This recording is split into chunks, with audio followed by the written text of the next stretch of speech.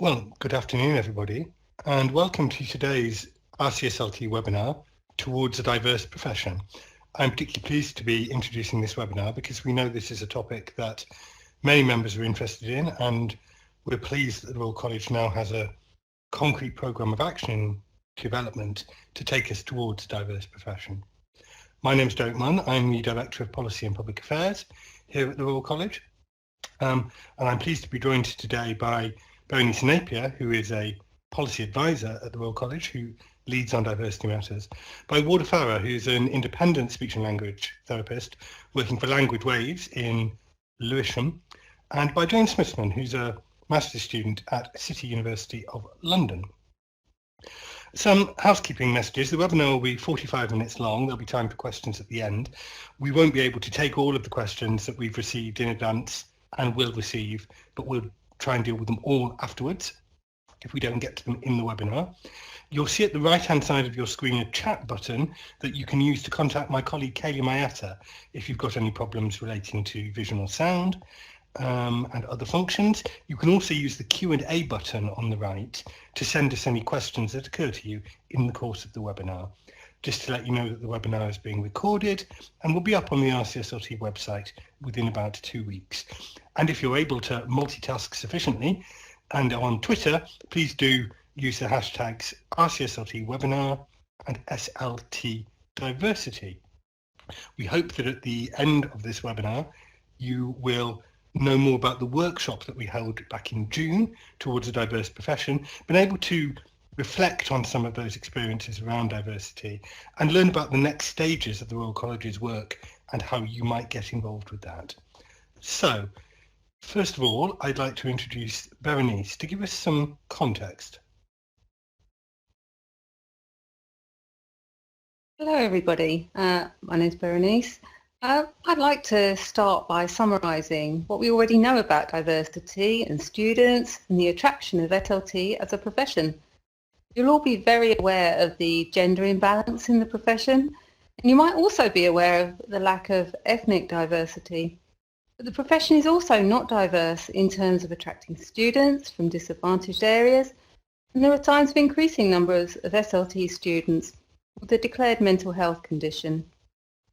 In terms of admissions to pre-registration university courses, the removal of the NHS bursary has resulted in a 30% drop in applications, which has so far largely been mitigated by the universities by promoting the use of clearing and doing more careers promotion to attract more students.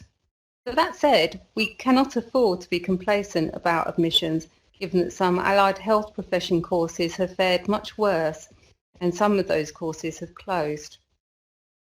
There has been research about possible causes of gender imbalance. Mostly it concludes that the key factors as being related to the lack of awareness of the profession, with most students knowing about SLT through personal connection of friends or family, or through having heard about it whilst also doing their first degree, say on an English or a psychology course. There's also been research about the factors that might put off male students or those from different ethnic backgrounds, and research about the characteristics of the type of people who are attracted to SLT. So we know quite a lot, but what's been stubbornly persistent is being able to influence those factors on a much bigger scale than has been possible to date. We know the profession's really keen to do something about it. It's going to need some tenacious action and engagement from the profession to make it happen on multiple fronts. So our approach will be to tackle the major issue of the lack of awareness of the profession and ensure we embed approaches to tackle its diversity within that. One without the other seems unlikely to deliver change at the scale that's needed. So at our workshop in June, we covered all of these issues. So now I'd like to pass over to Warda, who attended the workshop, to talk about and reflect on discussions she was involved with on the day. Thank you, Bernice. I'd just like to say that I'm really happy to be here today because I think it's such an important topic that we're discussing. So I'll be talking about ethnicity. Just to begin, I think it's really important that we get some terminology down regarding ethnicity, culture, because you can come from different backgrounds, have different ethnicities. I myself come from an African background, but I would identify my culture to be quite British as I was born here. So it's just nice that we all understand the difference between ethnicity and culture. So for me, a really important question is, what barriers do Black speech and language therapists face when entering the profession? And so I have 4 different points here that I'll be going through. The first is lack of awareness. The second is accessibility and admissions. The third is the issues around representation. And the fourth is support at university. So regarding lack of awareness, it's not only an issue for the BAME community, I think it's an issue for all. A lot of people don't know what speech and language therapists do. A lot of people have told me they think I can teach them how to speak or elocution. So when a person is trying to become a speech and language therapist, if you go to a teacher or a careers advisor and they're not very aware of the profession, they cannot help you in your application process. And thus I myself had to do a lot of research and preparation before I could even apply for the course. Secondly, if you come from a specific certain background, I'd say maybe a West African background, an East African background, there's certain professions that are deemed as prestigious. So for example, studying law, studying medicine, studying a science-based subject.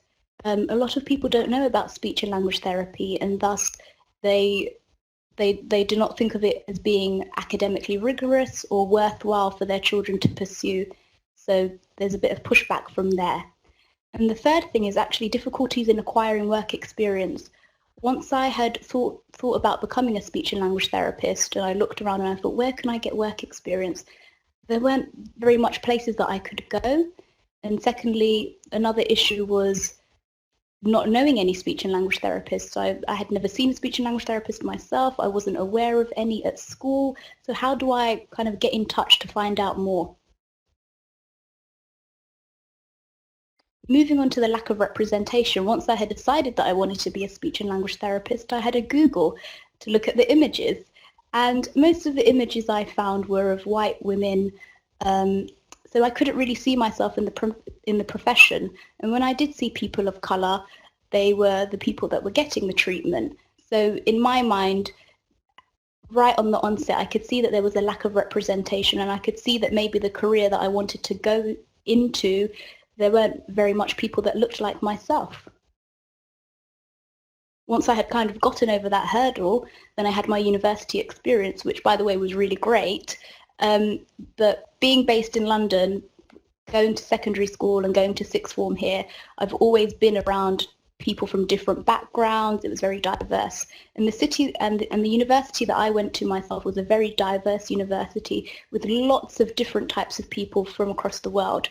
However, on my course, there was a lack of diversity. I could practically count on my fingers how many people there were from a different background. So it was very obvious to me, but it was kind of never discussed. It was kind of an elephant in the room. We never really talked about, oh, there were only 4 people of colour in the whole room. I wonder how that might impact how they see the profession, their own professional development.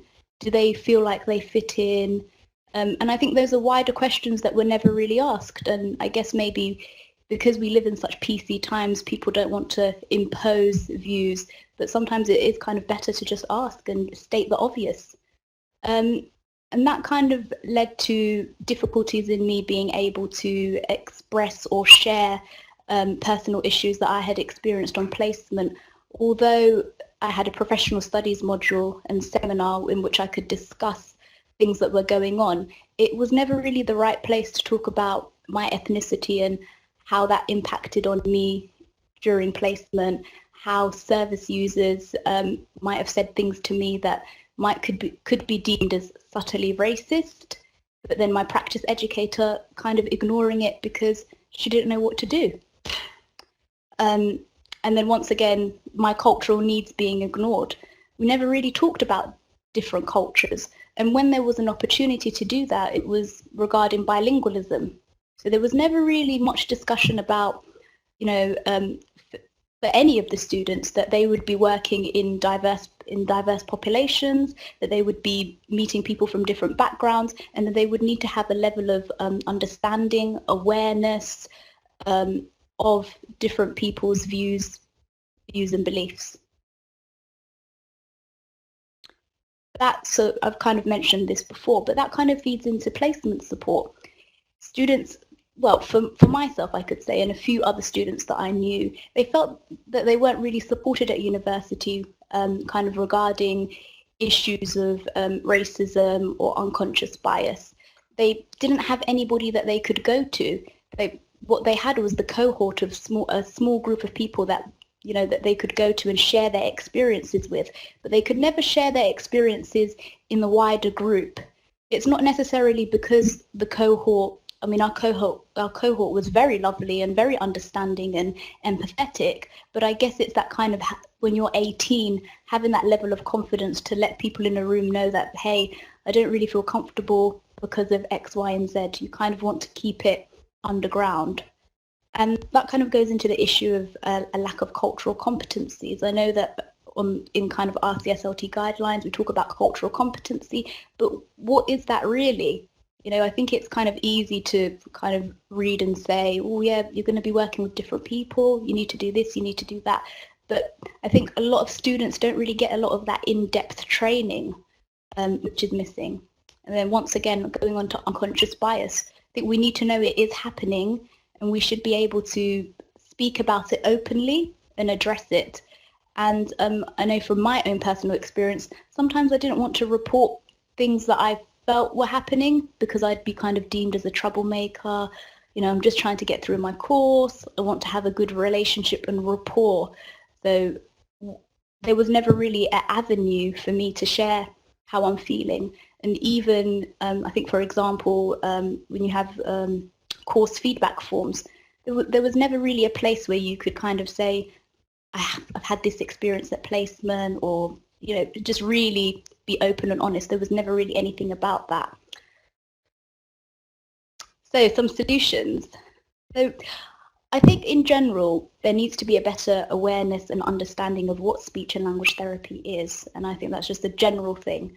The second thing is having better videos and images showing people from diverse backgrounds. Now, I think it's true that we don't want to go too overboard and have lots of very diverse images when that's not where the profession is at currently. But I think there's a few more things that we can do to show. I think diversity training is really important. I think at a student level and at the level of being in the NHS or being in practice, we all need to have a better understanding of the clients that we serve, but we also need to have a better understanding of our own colleagues as well, and our different backgrounds, and having kind of an understanding and respect for that.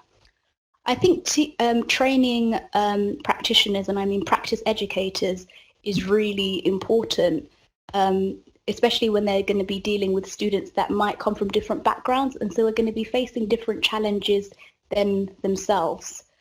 And I think that would also give them a framework or a sort of document that they could work from, so they know how to deal with these things, because I think currently they don't know what to do.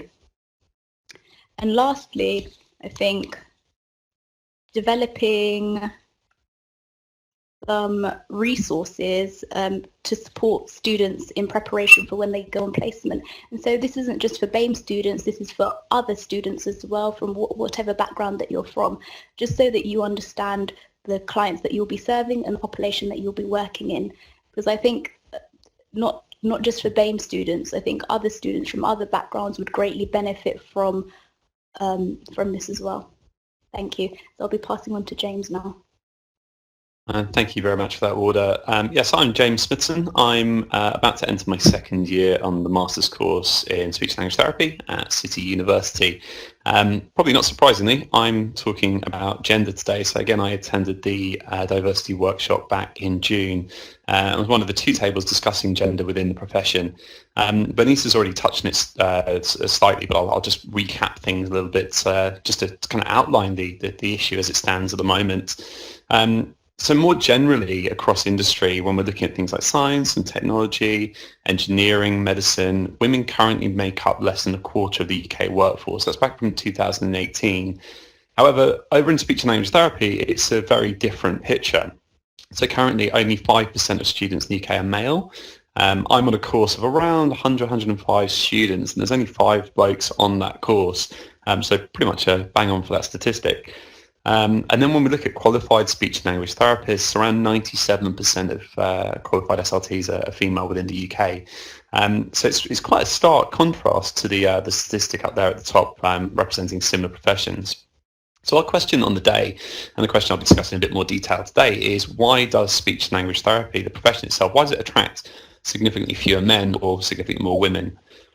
I just want to start though with a bit of a disclaimer. I'm fully aware that as a straight, white, middle-ish class male, discussing diversity and equality feels a tad ironic, and I've quoted the great Morris Sett there.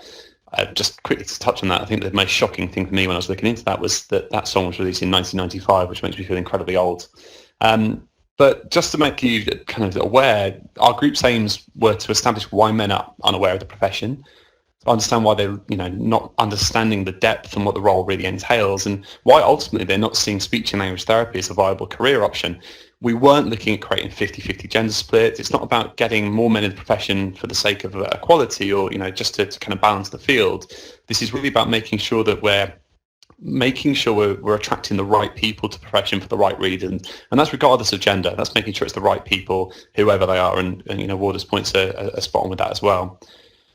So there are 2 broad possible reasons we thought about, which is contributing to blokes not being interested in the profession.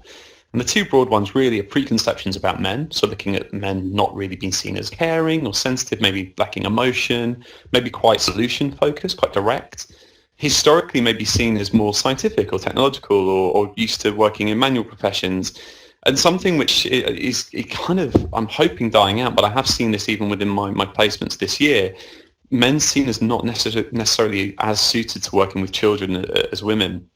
But on the flip side of that, there's preconceptions about speech and language therapy, and Warda mentioned a couple of these, but also this idea that we only work with patients. This is one-to-one work with individuals, but we predominantly work with children, that this is a caring profession, that everything is this kind of softly and very gentle, caring role, and that maybe we're using taught techniques rather than, this underpinning of our science and theory, linguistics, phonetics, everything that goes into that.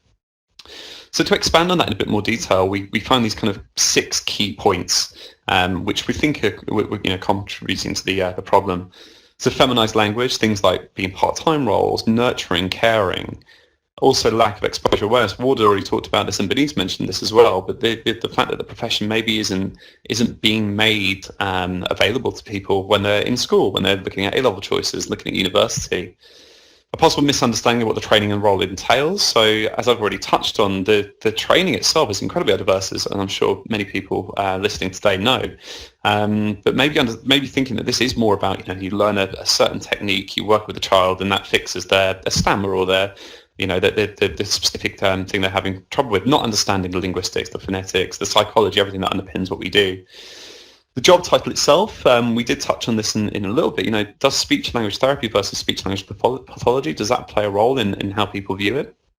The preconceptions about men I've already talked about. And then the concept of an all-female environment. I mean, I've not yet worked with a male speech and language therapist. I know of them, and many that I speak to on Twitter on a regular basis, but it's still kind of going into that environment is still very female-dominated, and that to some can be a little bit daunting. However, that raised quite an interesting question on our table when we were discussing it on the day.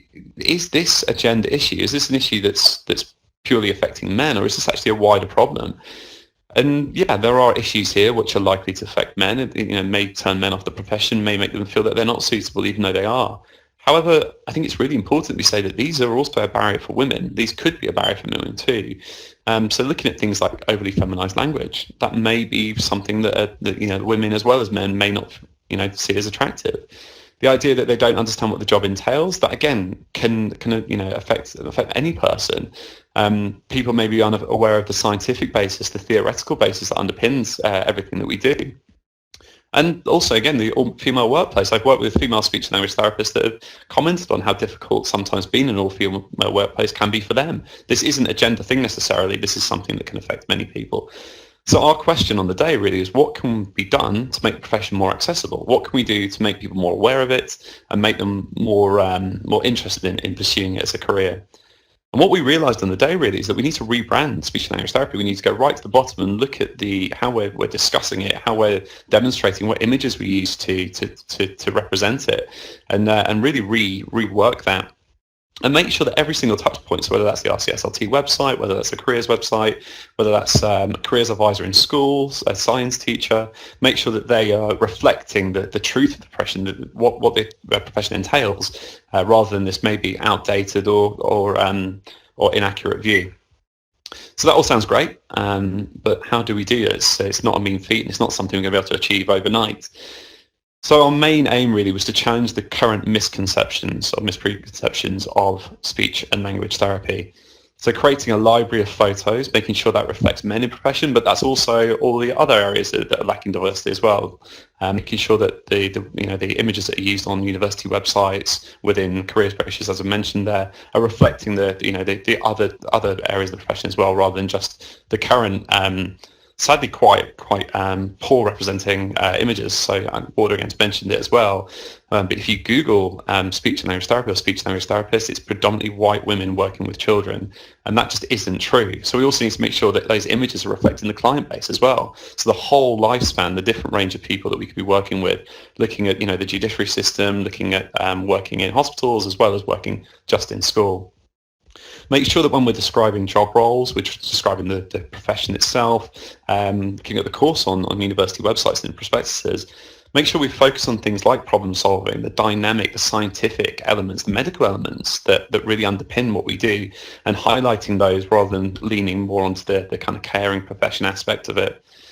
Making sure we're using the male speech and language therapist, and as I've already mentioned, other therapists from different kind of lower represented groups in university open days, at other events when we're talking about the profession, and working within the education sector. So I think this is a really important one. The Masters of Science is just that. This is a very scientific qualification, a very scientific degree, and making sure that we're kind of tuning into that and making the people that are teaching these subjects and advertising these courses and these roles aware that this is such a scientific element. We don't want to lose the caring point. I think it's really important to mention that. It's a really important thing about our role, but making sure that we are touching on the scientific and the technological basis. I think for me, I love science. I love technology.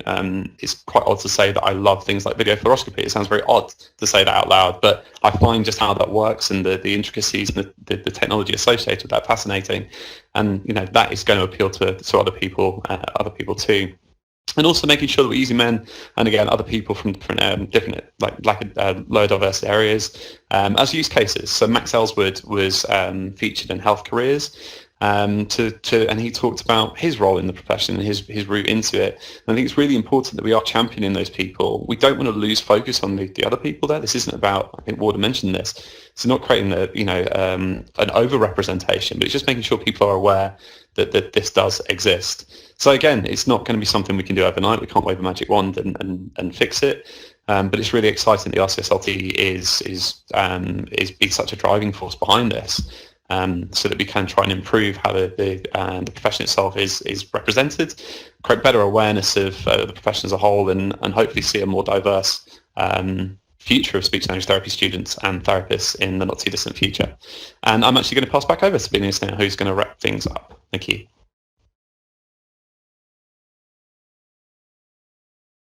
Hello. Well, I'd like to talk now about some of the other discussions that took place during the workshop about the wider aspects of diversity and about careers promotion, and also just to look at some of the cross-cutting themes that came out of the day.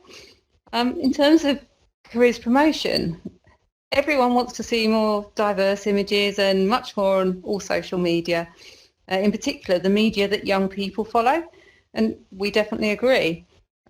Just a couple of notes of caution, though, that we do need to be careful not to go too far in the opposite direction and misrepresent the profession to potential students.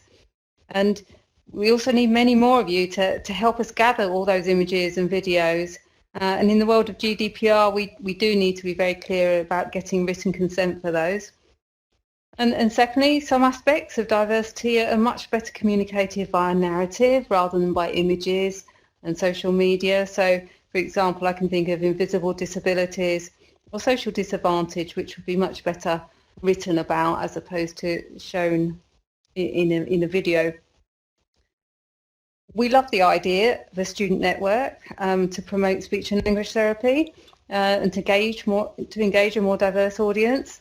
And there were really interesting ideas about the use of community touch points, not just schools, so we can reach out to different communities more effectively. We agree we also need to do better in terms of reaching local schools and local schools outreach. We've been trying to encourage that with a local project in Birmingham, but we do know that schools are swamped with professions and other healthcare organisations trying to promote their professions to local schools. So to get better traction with schools, we think we might need to tie our promotion work much more clearly into the school curriculum to help that.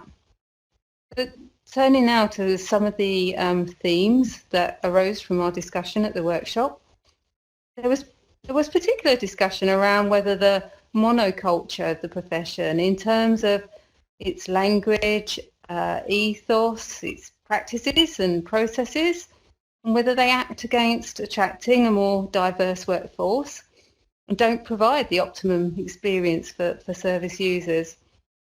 We thought that was a really interesting reflection, and perhaps does it go to the heart of why this issue has been so persistent over very many years.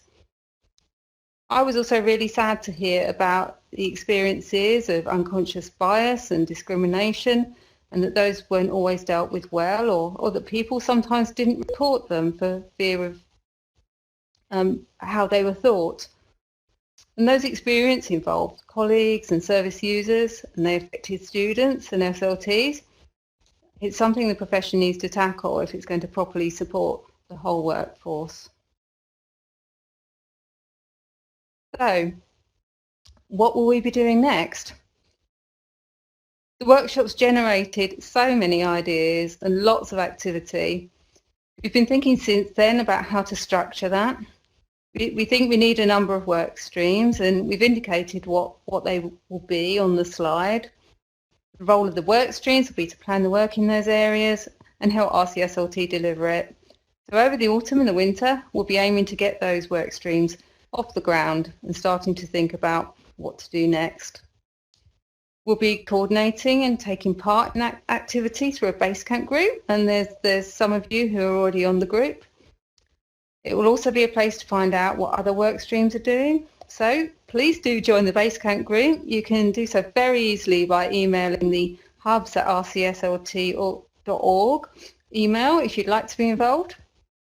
RCSLT are also developing some new web pages on careers and diversity. Some of those are aimed at non-members, potential students, and others are aimed at members. So what can you do? Two things. You can keep using the hashtag SLT diversity. Keep generating the interest on social media online. And secondly, you could try to involve your RCSLT hub in looking at diversity and careers issues in your local area. What can you do as a hub? We're also very, very happy at RCSLT to come along at any hub session and talk to you about it as well. So one last reflection.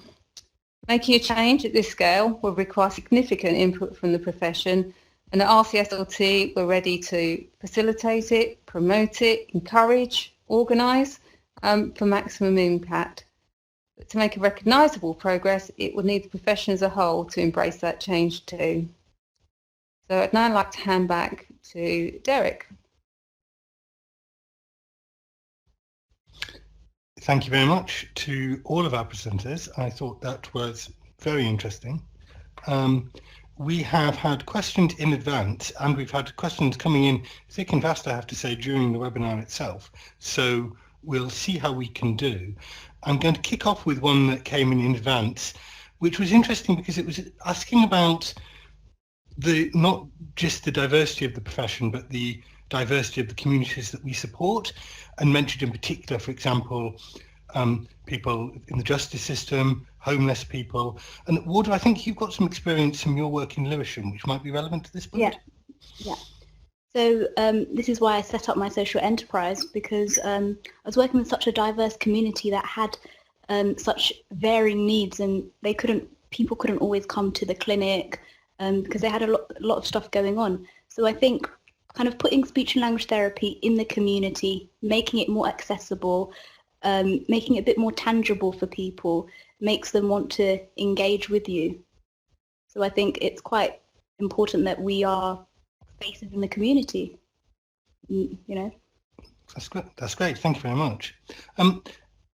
Berenice, we've had a question come in asking specifically around targets in respect of our diverse workforce. Is there anything that we would want to say on that at this time? Yes, thank you. We don't have specific targets, and reflecting on that, I think it would perhaps be artificial to do so. I mean, I just think of hospital waiting targets and things like that, and think that targets are often there not to be met, or it feels like it would be artificial to have something like that. I think in the presentations, I think, James, you said you're not looking for 50-50 targets in relation to gender, and I can see we want to see progress. And I think we also need to reflect on the fact that it's very complex in terms of people's decisions to become a speech and language therapist are influenced by many, many factors. So trying to understand how those complex factors come together to influence one person's decision and therefore feed into whether we're going to meet a target or not probably wouldn't be helpful. Thank you. A couple of questions came in from Melanie Packer. Hello, Melanie. Asking around placement. Now, I know there's been some using the wonders of technology, some side chat about this, but for everyone who's involved on the webinar, specifically around BAME, but perhaps also around male SLT students' experience as well. Any particular hints and tips about placement and also about training for practice educators? Warda, do you want to go first? Yeah, I think open, honest conversations are always a good way to go. So if you don't know something, you can ask. But I kind of like the idea of maybe a co-creation approach where BAME students or other types of students and service users can come up with some sort of checklist or framework about their own experiences or about their cultures, and then we could kind of use this as a reference point, maybe. And then I think lastly, I think it's just really important that we just have that understanding of different people's cultures, and that's about learning and being open to learn. Thank you. James, is there anything you'd want to add from the perspective of the male SLT student in respect to placement and practice education? Yeah, I think Warda kind of hit the nail on the head there, really. I mean, I've been very fortunate. I've had nothing but supportive placement educators and teams that I've worked with. I still feel that it is so rare to have a bloke in the workplace. It's sometimes can come across like a bit of a shock, and it'd be really nice to get to a point where it isn't.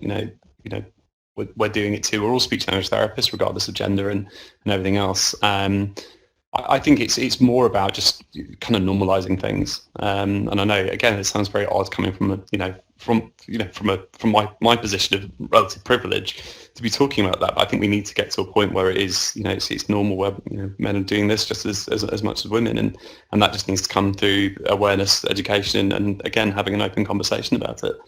Especially when it comes, to things like working with children, making sure that it's very clear that we're just as skilled and just as able to do that as anybody else, really. Yes.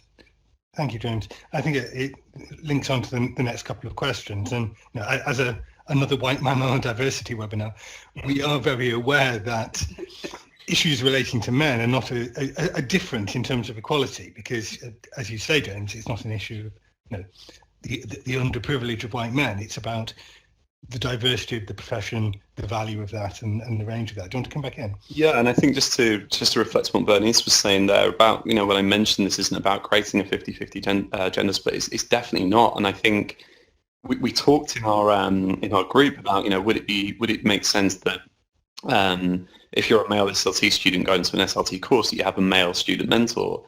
I think that'd be such a bad idea. I don't think we should force this. That this is about getting the right people doing the right job. I love speech and language therapy because of my experience and my amazing volunteering work, and not my amazing volunteer work, the amazing opportunities and exposure I got whilst volunteering. And that's my journey, and that's going to be individual to people. I think, reflecting on what Berenice was saying earlier, it's about making sure that we're getting to the communities that may not be exposed to speech and language therapy. We're getting to the people that may not see it as viable, rather than going, okay, well, we need, 10% blokes on every course, or we need X amount of people from a certain ethnic background. I think that'd be such a bad move. This is just, it's really, I can't emphasize enough from my point of view, it's about getting the right people regardless of their background. Thank you, James. We had a couple of questions. A question that came in advance around encouraging people with a disability to join the profession, and a question that's come in during the webinar around LGBT. I don't know, Berenice, whether you want to come in on this as well, but we are very aware that in terms of equality legislation, there are 10 protected characteristics, one of which is marital status, another of which is religion and belief, and all of these can interact. We may be not so far down the track in terms of developing solutions for some of these other equality areas, but we're certainly very alive to issues of, for example, sexual orientation. Obviously, the profession itself has a specialism in respect of transgender, and quite a few different challenges in different areas of disability. Is there anything that you'd want to say, Berenice? Sorry, yeah, I think you've alluded to some of the issues in that there's a wide range of different disabilities and challenges that some people might have, whether that's them as a speech and language therapist or in terms of interacting with service users and disability service users might have. So I think we certainly are intending to cover those wider aspects of diversity in this work. Derek said we're not as far advanced, and that's true.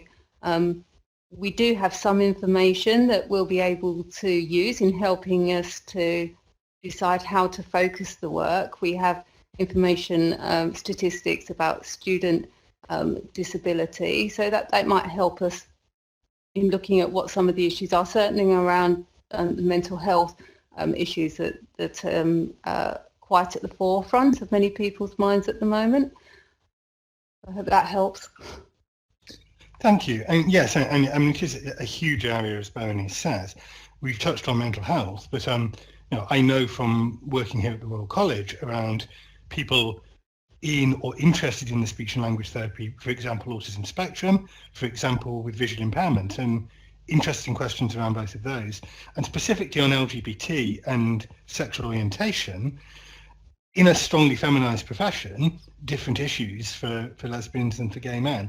So we're alive to all of those issues and challenges, even though we are focusing on ethnicity and gender as the first couple of work strand areas. We're coming towards the end. There was one question that came in advance, which was an ideal one, I think, on which to finish, simply to ask what people think is the top factor or action in working towards diversifying the profession. So I'm going to ask all of our panelists to give us a quick answer on that. I'll begin with Berenice. Yes, thank you. For me, it's certainly the level of awareness of the profession, and we can work on that nationally with our perspective of the whole UK, work with other bodies such as Health Education England. For instance, we recently joined in on A-level results day, the tweet storm that they organised, which actually trended, AHP clearing trended on the day. So, I think we can take that national approach, but perhaps I'll hand on some of our other panellists to talk about some other aspects of that. I mean, just carrying on from that, I think social media is a fantastic way, and I'm very pro social media. I know not everybody is, but I think from an awareness point of view and from kind of getting what we're doing out there, I think this should be a speech and language therapy wide thing, not necessarily a gender thing or whatever. Let's talk about what we're doing. Let's use these platforms to have those discussions. And I'm finding Twitter such a fascinating place to discuss the profession as a whole. But there's sometimes the issues that do come with being one of the few men in a course or a profession. And I think we should be sharing what we're doing. Obviously, we need to be careful of confidentiality and everything. But there's the hashtag #MySLT Day and my student SLT Day, and I think such a great way to talk about what we do and the insanely diverse profession this is. Working with children all the way through to end of life, and how amazing this can be, to try and get that out there to the people that might not be aware of it yet. Yeah, I think I'd say the same thing about awareness. I think as speech and language therapists, we might tend to undersell ourselves. We do such amazing work in so many different areas, and lots of people don't know what we do. So I think it's about getting it out there. I think social media is one way, but also being in the communities, being in the schools, being everywhere, basically. Thank you very much. Thank you to all of our panelists. Thank you to you for participating online. That brings us to the end of the webinar for today. Just to say that when the webinar ends, you'll see a little evaluation form pop up in a window. We would be really, really grateful if you could just take a moment to fill that in. It'll also be in the post-webinar email, which will give you the links to the transcription and the questions. We'd love you to join us for future webinars. In October, there'll be a webinar to mark Stammering Awareness Day, and in November, one around speech and language therapy apprenticeships. Keep an eye on the website for others as they come up. It only remains for me to thank you all again and wish you a very good afternoon.